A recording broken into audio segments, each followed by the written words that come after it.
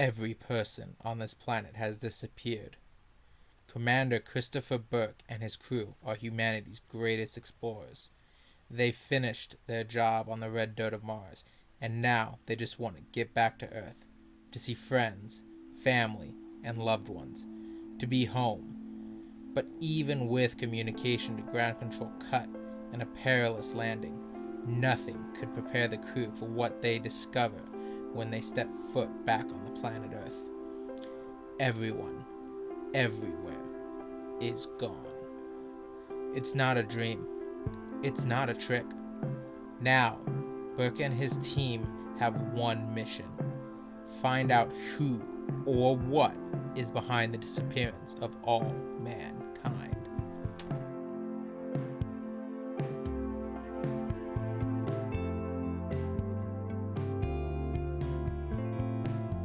So, let's talk about the book. So, obviously I've given you most of the information so far. This book was written by Robin Parrish, and it was published in July of 2009. I would call it a sort of mixture between The Martian, and Gone by Michael Grant, if any of you have read that. I'd show you a cover of that, but I don't have that book, so I apologize. Anyways, so I guess it'd be unfair to call it a ripoff of The Martian, because as far as I can tell, this book came out like 2 years before The Martian. However, it's not unfair to say it's a ripoff of Gone, because Gone did come out about a year before this, and it's a very similar concept. I'll lead in with that. It's different scopes and obviously a different cast. Honestly, if this premise sounds interesting to you, I highly recommend picking up Gone. I haven't read it in a while, but when I did read it, it was a really good book. So, let's start where we start with every book. The cover. Now, the cover is bland. There's not much to say about it. It's a deserted bicycle on an empty street leading up to a city. Now, there's not much to say about it. It's there. It doesn't tell you anything about the story. It doesn't tell you anything about what's going to happen. It could be the cover of any post-apocalyptic novel. So, yeah, that's all I got to say about it. The back, I've already read you the synopsis in the beginning of the video. And the only other thing probably worth mentioning is it's got a little quote down here from a Matt Braunleeway. I hope I'm saying that right. The author of Illuminated and House of Wolves. He calls this deftly blending real-life thrills with sci-fi chills. Offworld keeps you on the edge of your seat.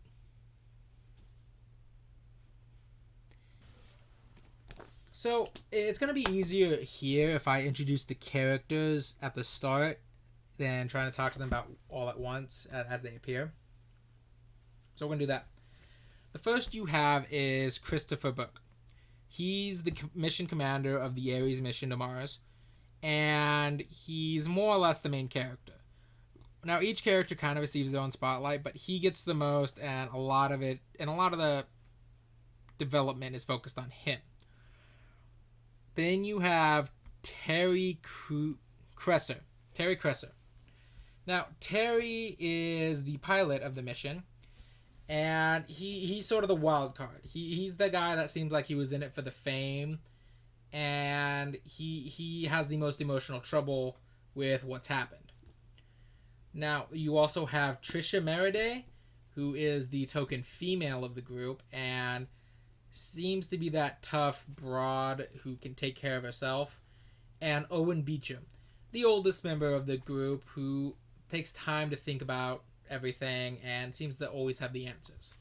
I would love to tell you what those two specializations were on the mission, but I can't tell you. It either doesn't mention it in the book, or it mentions it. It's so unimportant to their character that doesn't matter. Unlike Mark Watney, who was a biologist and that was very important to his character, or you could at least talk about what all the other characters did. This really isn't a case here. So, and finally, we have May. Now, we don't start off knowing May. We learn about May somewhat in. She appears to be one of the few people that was left behind when when everyone was taken away. So she's sort of that mysterious wild card. She doesn't even really seem to be all there. She's probably the most interesting character, if I'm to be completely honest, but I can't say I like what was done with her character at the end. I'll get into that as I go. So, we'll start off with the stuff inside the book. Now, chapter 1 through 8. Houston's got a problem. Now, this is the beginning.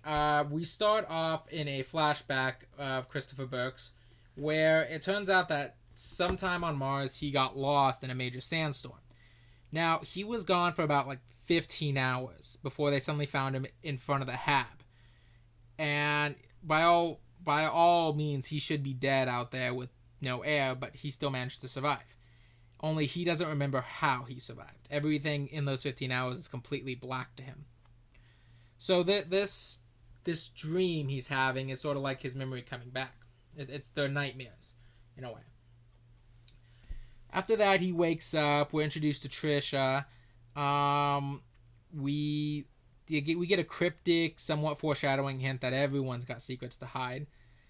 And then eventually, we get to the main crux of this part, is that they lose contact with Houston. They don't know why, but about 3 months before they get home, Houston just suddenly stops responding to everything. Now, they think it's some kind of technical glitch, so they just keep going. Eventually, they get back, find they still can't contact Houston, perform an emergency landing at the Kennedy Space Center. Right as they're descending, Chris thinks he sees something that looks a bit like a black hole outside of Earth before the windows go black. Now, they have to perform a crash landing because they're basically piloting down with absolutely no visible sightline. They survive the crash and are able to get out, and that's when they notice that no one's coming up to meet them. They don't have any rescue crews coming to make sure the landing shuttle doesn't explode. They don't have people coming to pick them up. Nothing. In fact, it's so quiet, it's eerie. Now, this is the end of this chapter and the start of the next one is where my first real big critique is gonna come out. It's kind of hard to follow the writing at times. See, chapter 1 ends with the realization that there's no one here. Chapter 2 it starts with Christopher waking up after passing out underneath a giant engine. Why did he pass out? The book that the chapter 1 doesn't even end with as Chris looked around, everything suddenly went black. You get no hint. You just start with Chris waking up, and everyone seems to be talking oh yeah, dude, you passed out, and he's like, oh yeah, I guess I passed out, and we're just he passed out. So that's my main complaint there. So chapter 2 is mostly them going around Kennedy, looking up the video logs to realize that out of the blue, everyone in the area just disappeared like that. 1 minute they're there, you blink and they're gone. There seems to be no warning. No one seems to realize what was happening. It just boom. They also looked up satellite feed images and find that there's this massive, bright, glowing light over Houston, over Rice Stadium, where they were all trained as astronauts. Now, naturally, this brings up a lot of questions. So they debate what to do next, before eventually Chris is the one to say, we're going to go to Houston and check out that light. And I'm going to bring up this complaint here. These characters should not be astronauts. Now, I feel like Parrish made them astronauts because it was the easiest way to explain why they don't know what's going on. Why they weren't taken, and just in general, to create that element where they're just as confused as we are. However, throughout the story, they don't really act like astronauts. For example, in this one, Chris is the only person who says the obvious and says, let's go look at that bright glowing light above the Rice Stadium. It's the unique bright glowing light that wasn't there when we left and may have something to do with the disappearance that we know was happened so instantaneously that no one was responding to it. Trisha wants to go to DC or New York to see if they can find information, and I can see that. Owen is just kind of we can do whatever we want. And Terry, the jokester, is just like, hey, how about we go to Maui? It's kind of one of those, no one really has the professional curiosity that's expected of this kind of mission, of someone who would be the first people to go on Mars.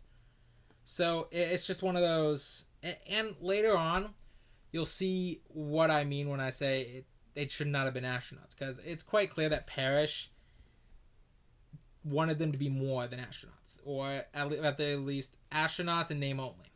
So we'll move on. Chapter 3 is they decide that they're gonna go to Houston. They get up cars. They're gonna stop by a quick neighborhood nearby because Chris wants to go see if his dad is okay, or at least was okay before this happened. And Trisha wants to go see if her boyfriend, who proposed to her before she left, but she said, I'll give you my answer after we get back, decided to wait for her. So on the way there, they're stopped because this is where they meet May. Now, May is the first person they see. They have no idea why she got left behind. And so just after they meet her, May's really cryptic, but it's clear she's not all there. And May just decides, I'm going to go with you guys. Now, I can't fault this because, I mean, if I was all alone on a world where everyone just suddenly disappeared all of a sudden, I'd probably just hook up with the first people I found that also went disappeared, just to avoid the loneliness. So, with that, they get to the neighborhood. Trisha goes into her boyfriend Paul's house and finds out that it's looks like he moved out while she was gone, so he didn't wait for her. Where Chris goes to his dad's house and finds out that his dad died about a year before he got back, and that NASA didn't tell him, likely because they didn't want him to be in an emotional wreck. So eventually, they get out of this area. They go down. They get through, I believe it's Louisiana, before Owen realizes the area they're traveling through, a nearby dam is about to burst, since there's been no human maintenance on it for a while. So they trying to speed through. They stop because they need to quickly fuel up, so it's about a good place for any to put it. This is a near future book, in that it takes place 10 years from when I'm recording this in 2022, but about 23 years after the author published this.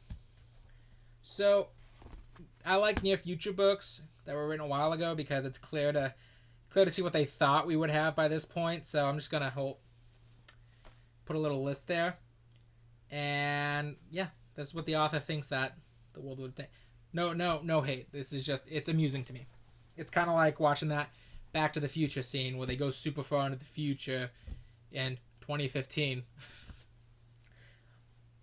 So anyways, from here, they stop, they charge up their electric cars, and while they're charging up, the dam bursts, so they're forced to flee into a nearby lighthouse.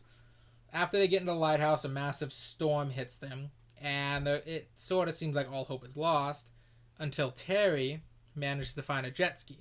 When Terry finds the jet ski and brings it back, there's a debate where they know they need to get to a nearby airbase so they can find a helicopter or a plane that can get them all safely the rest of the way. Now, Chris wants to go by himself. However, Terry points out very clearly that, hey, I'm the pilot, I should go. You should stay.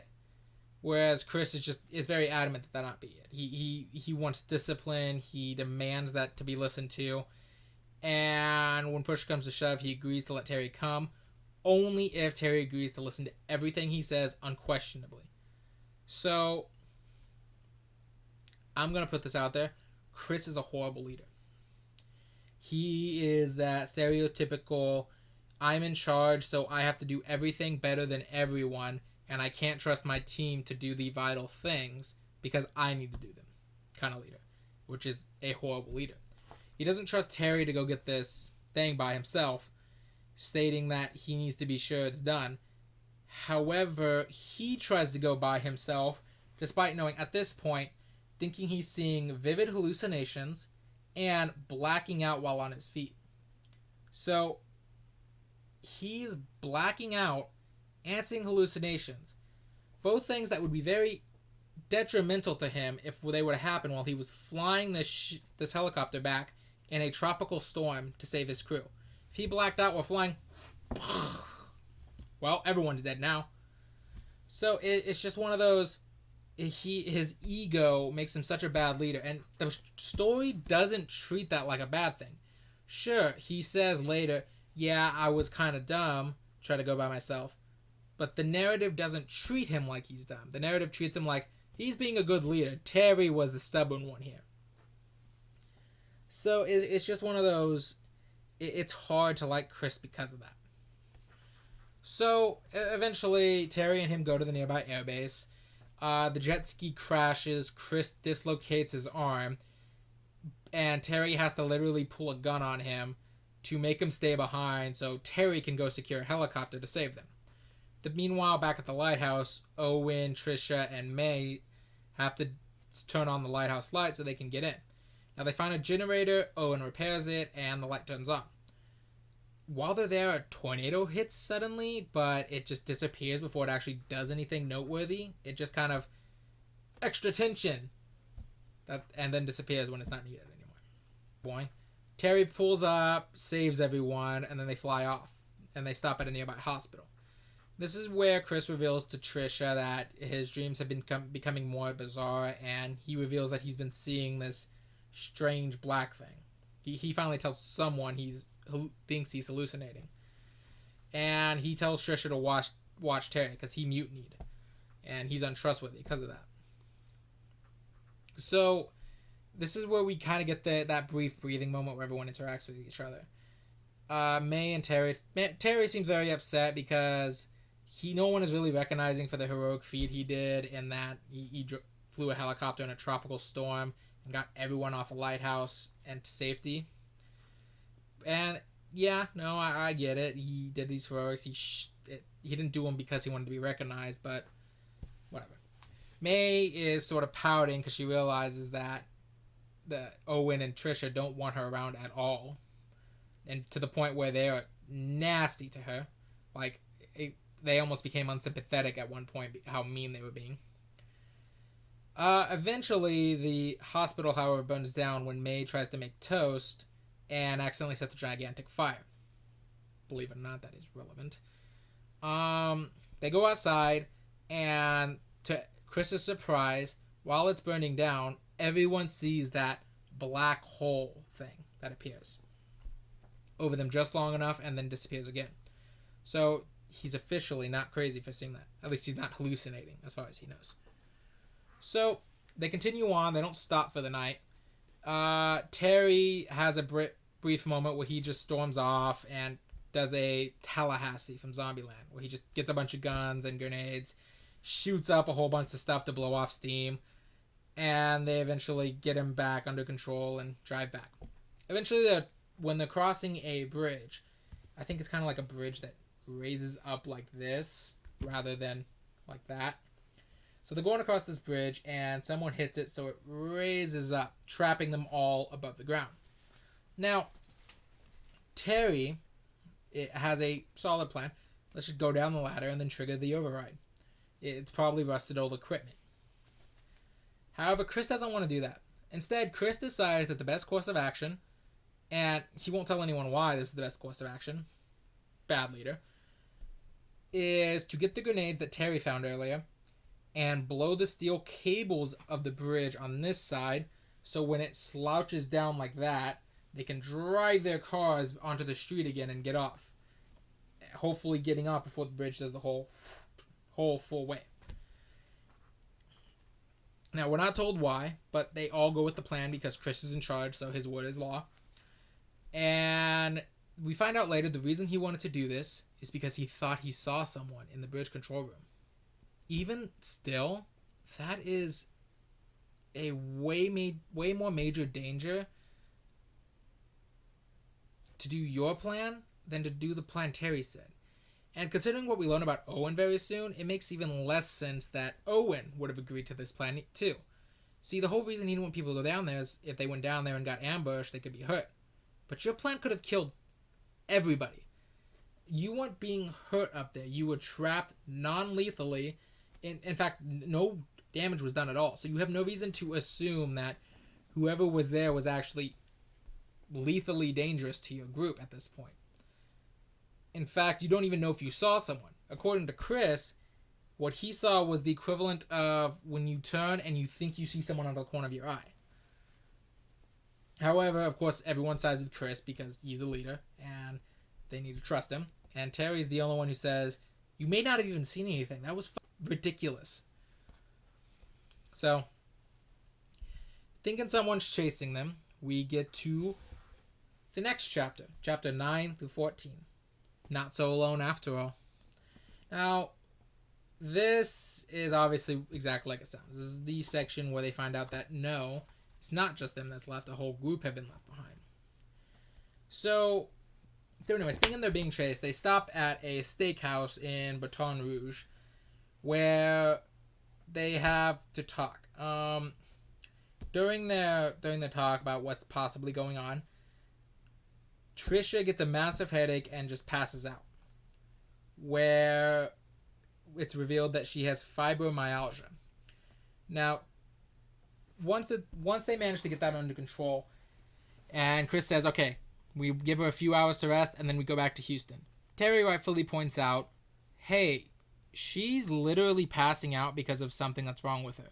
Now, Terry doesn't know she has fibromyalgia. In fact, no one does except Chris at this point. But Chris just says, no, we need to go to Houston as fast as possible. Terry points out, do you think it's going to disappear if we take a few days to make sure our teammate's not dying? And this is my major critique in this area, is that Terry is treated as 100% wrong. And yeah, we as an audience know that he's suffering a lot mentally. We see that he sort of breaks down when he's trapped under some rubble. We see how frustrated he's getting when he's being left alone. No one is recognizing the work he does. And we get his small little break where he's just blowing off steam with the guns and grenades. But the team doesn't know that. In fact, they treat his attitude as stupid. When he says, we literally did a suicidal plan because he thinks he saw someone in a bridge control room in a place where we are confident no one else is. Both Owen is like, yeah, but he's commander, so he must be telling the truth. And it's just like, he's treated as unambiguously wrong in this scenario where he's not. And Christopher says the reason he's so against him is that he's trying to maintain discipline and keep emotions from risking the mission. However, we already see that he's just a hypocrite with that regard, because he hides Trisha's fibromyalgia as far back as the Mars mission, and he's hiding his own blackouts and vivid hallucinations from the team. Both things that would threaten the mission. So the only thing we know for sure is that he's not okay with risking the mission for anything that doesn't involve him personally. So, yeah. This starts a fight. Owen takes out Terry when it looks like he's going to get too aggressive. Owen throws the first punch, not Terry. Another issue in my mind. At least have Terry throw the first punch, make it look like he's escalating the fight. But eventually they pin Terry. Something happens that distracts them all. Terry gets free and just sprints free of the restaurant. I can't necessarily say I blame him. And this is where Chris tells everyone about Trisha's fibromyalgia. And Owen reveals that he's not really an astronaut. He's a spy. Yeah. He's a highly trained CIA operative. Well, not really the operative. He's the division. Unironically, he is a part of the division. And he says he was placed on the Ares mission because they intercepted encrypted chatter that talked about something called a waveform device and how it might affect the Mars mission. Fearing that the enemies of the United States are going to plan to sabotage this, he was placed on the mission so that he could make sure that nothing happens to, there, and from. If he reveals that he never found anything, so he never planned on revealing himself, and never told them when they went because, as far as he knew, any one of them could have been that agent to plant it. So with that, we With that, we reveal most of the team's secrets. The only one left is May. Terry doesn't really get a secret, so anyways, from there, they decide that they need to go. Chris doesn't bother looking for Terry in the morning because Terry made his choice, according to him. And so they leave without looking for him. They start down the road. Eventually, Chris notices that they're being followed by a truck that has all its lights out. Now, they go down into a surface street, trick the truck into trying to ram them, where they quickly pull out and have the truck ram into the building and trap itself. They pull back up into the highway, and they found that that was actually a single truck, and it was a trap. They find themselves in front of a blockade that has trapped them, and they hear a voice say, "Give yourselves up." Now, this is where another complaint I have comes. The cast treats any unknown automatically as a threat first and a potential explanation later. So, when they meet this military group, they automatically assume this military group has evil intentions. They don't assume this is some sort of coalition of military people that have survived the wipe and are looking basically for anyone. And we know right now that they already tried to subdue them once without threat, and they literally killed 2 of their guys with that explosive plan. So they have no real reason to be treating you nicely anymore. And yes, while they are right not to trust this military group, the fact that they don't at this moment comes off more like it's omniscient knowing rather than they put together anything. They don't trust them because the story needs them not to trust them. So they find out a way around the blockade, get free. However, they stop at a gas station and are almost caught by 7 guys. Now, during this, Chris takes advantage of the fact that no one knows that Owen isn't just an astronaut, is able to cause a brief distraction, which gives Owen the ability to subdue most of the guards, and they're able to basically knock out these 7 guys. After getting hold of one of the guards' radios, they get a call from a General Roston, who explains, "I have Terry, and if you don't listen to me, I'm going to put a bullet in his head." Eventually, they sort of banter back and forth a bit. Chris doesn't really know about General Roston, but Roston seems to know Chris. They plan a trade, and eventually they know that Roston is going to not take their side seriously. So eventually they are able to get away around Roston, free Terry without him being killed, and then leave. Roston respects them and says, "Alright, but don't try to go to Houston again. If you do, I will kill you next time," and lets him go free. So, pretending briefly to agree to that, they stop at a house, cool off, and decide, nah, we're still going to go to Houston. About this time, one of the compliments I did have with the book instantly soured and went away. Originally I was going to compliment this book because it wasn't going with that standard trope of the main character romances the token female character. And I don't really count May into that because she didn't start as part of the astronaut group. I count Trisha as the token female because she's there from the beginning, and yeah, you know what I mean. Anyways, so it's revealed that Chris has a crush on her, but never said anything because Trisha loves Paul. And with Paul's apparently leaving her, he's basically free to game again. At least so Terry says when he finds out. He doesn't want to do it, and I will give it this. It at least leaves the romance subplot very, very back burner. It doesn't come up very often, and the book is better for that, trust me. But that's pretty much where I'm going to end here and go to the next section. Chapter 15 through 20. Quantum Annoyance. This is basically action scene after action scene. At least the first 3 chapters. So they try to get into Houston. Roston has his men patrolling.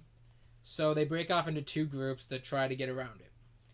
one group gets caught, the other group comes to their rescue, and after they're all cornered, they're rescued by two scientists who free them and drive off.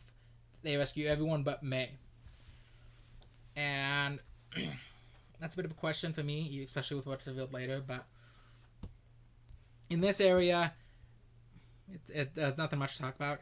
I guess there's one thing to talk about, and that's injuries in this book are a convenient tension builder for that moment, but that moment alone.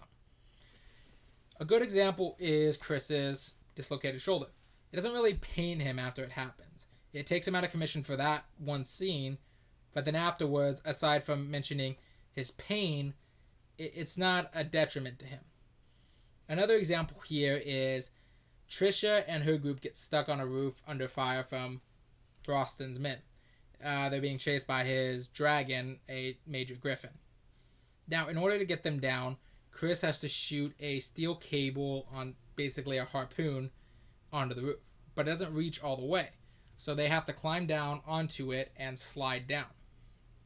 Now, Trisha doesn't quite make it and falls, catching it by the crook of her elbow, and slides down for several it doesn't specify a distance, but at least a foot on a steel cable, nothing protecting her arm, like that. Yeah, that would do way more damage than it mentions that she's cut up a lot, but I feel like that would be slicing into muscle by the time she got control of it. So that's just my point on this. We'll get to that. The two scientists rescue them. Now, this is the big exposition dump after the scientists rescue them. They reveal that what happened was they utilized the waveform machine, the thing that Owen thought had been placed on the shuttle. Now, the waveform machine was originally designed with the idea of quantum determinism in mind. And from how it's described, at least in this book, is that quantum determinism is the ability to use quantum mechanics and physics to predict the future based on atoms. However, something allowed them to use the machine to affect the fabric of reality itself, which they used to get rid of everyone on Earth except Ralston and his men. This is also where it's revealed that May is not a real person, at least not in a specific sense. You see, one of these scientists is actually May's father. Now, he went to see a lot of prostitutes in his youth, and May's mother was one of them. However, when the prostitute came to him and said, "Hey, last time I got pregnant, and this kid's yours." Now, he didn't want anything to do with it at the time, but after learning that the prostitute was killed in a mugging while she was still pregnant and the daughter died with him, he felt so guilty about it. He just hated it. And apparently, when they did this, the waveform machine wrote May back into reality. It wrote into reality where her mother wasn't killed while she was still pregnant. Her mother was killed 7 years after she had been born. And originally, I thought this was going to be a quick revelation that they didn't really erase everyone. They just kind of took them and deposited them into a parallel universe, which would work with quantum physics and stuff. It's not. In fact, it's around this time that the book decides to get religious. Now, I have nothing against religion. Religion in books is fine if it's part of the plot, if it's necessary the thematic elements. I personally have no strong bias against religion as long as it's not being shoved onto me or shoved onto other people.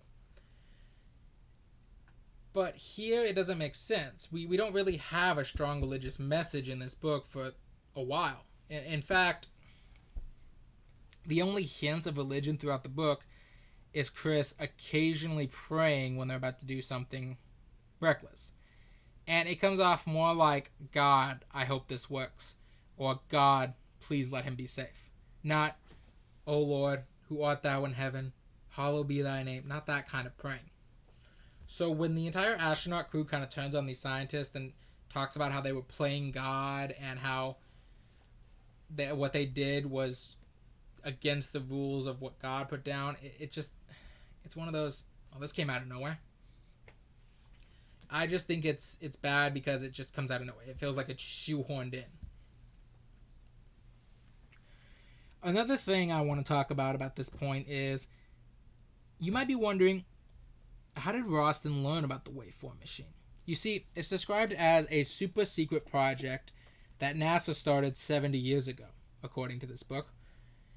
And, however, it quickly lost funding from NASA, but continued on in secret because so many people were invested in the idea of telling the future based on quantum mechanics. So really no one knew it existed. So much so that when this secret CIA group, the division, heard about it, they got the president's signature to put Owen on the Ares mission despite the fact that he wasn't a trained astronaut. So we're talking even the highest level of government doesn't know the waveform existed. You want to know how Roston learned about it? Well, you see, one of these scientists that's just saying everything, well, he's married to Roston's sister, and he told her about this. So she told Roston. Yeah, that's really how the main villain learned about all this. It's just like, oh well, the super secret thing, all spoiled because some guy could not tell his wife about this. There were other ways to do it, man. So anyways, after that, the Roston's men managed to track them down while the scientists took them. They are apprehended again. The scientists are executed for helping them escape briefly, which is another stupid thing. That these military guys don't know how to use the waveform machine. The scientists do. And the waveform machine at this point is even described as breaking down. Visibly. So, and Roston still intends to bring everyone back, as far as we're aware. So, they get carried to Roston. Roston explains why he's doing this. And he talks about how that he was sent in during this massive war that happened. And I call it massive just by the context we have. We have bombing runs where Chris was a pilot during it and was ordered to bomb civilian targets. We have Roston, who underwent a secret mission to find a cluster nuke that was designed by the United States against the Geneva Convention. And he slaughtered a village thousands strong, but was able to completely cover it up after they realized that, oh, the cluster nuke wasn't there. It was found like about a day over in the next town. And this is also what sets Roston off. He is just horrified that he killed all those people for no reason whatsoever. And he wanted to basically erase everyone off Earth so he and his men could go around and basically find every weapon of mass destruction and destroy it. Or basically get rid of any way to fire it. So they say this plan, he tells them the plan, and somehow this group of unarmed, injured astronauts who are at gunpoint while they are captured break free, subdue everyone in the room, and are able to defeat all of these guys. We know there's at least 7 of them.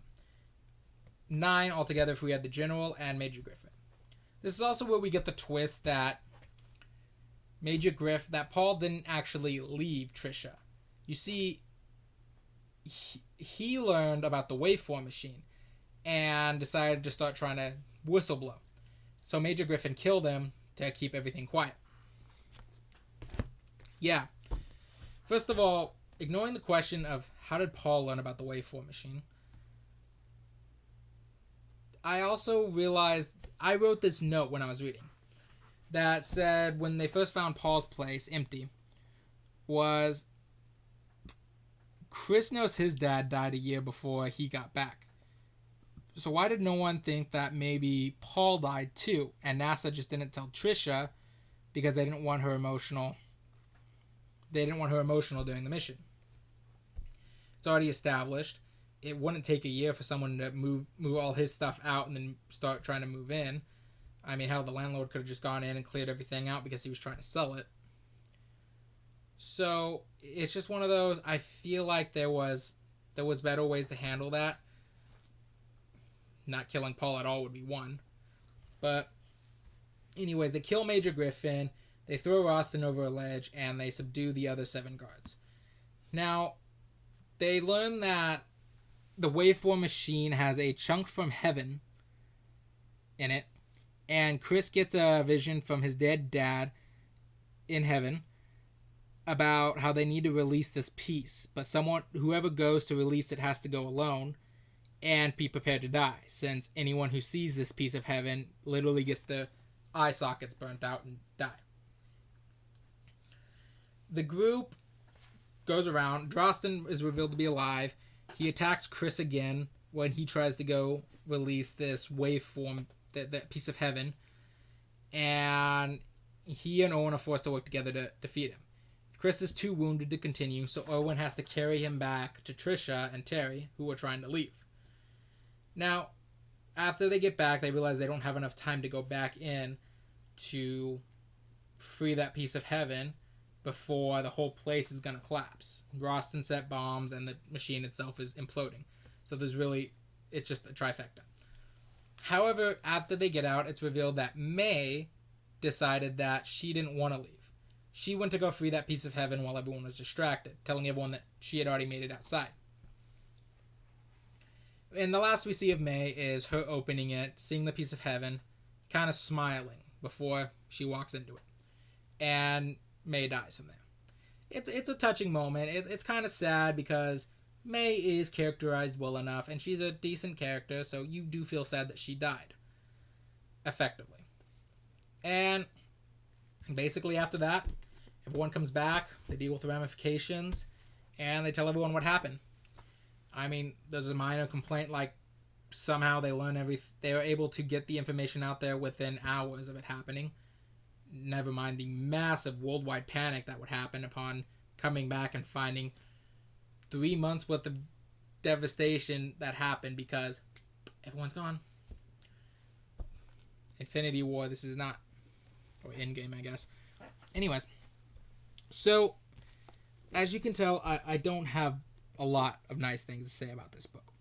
This book started off good. It used the mystery well enough to set the scene.